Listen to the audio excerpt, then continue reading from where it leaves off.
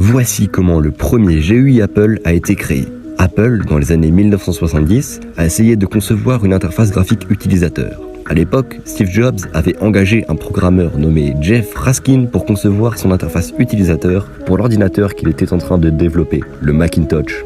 Raskin avait une idée pour une interface utilisateur basée sur un système de menus déroulants et de raccourcis clavier qu'il appelait le Zooming User Interface. Jobs était initialement sceptique quant à l'idée de Raskin, mais il lui donna le feu vert pour développer un prototype. Cependant, il y avait un petit problème. Raskin ne savait pas vraiment comment programmer. Il a donc fait appel à un jeune ingénieur talentueux chez Apple nommé Bill Atkinson pour l'aider à coder le prototype. Atkinson a travaillé jours et nuits sur le projet, et en quelques semaines, le prototype de GUI était prêt à être présenté à Jobs. Lorsque Jobs a vu le projet de GUI de Raskin et Atkinson pour la première fois, il était tellement impressionné qu'il a décidé d'abandonner tous les autres projets en cours chez Apple pour se concentrer exclusivement sur le développement du Macintosh. Le reste, comme on dit, appartient à l'histoire.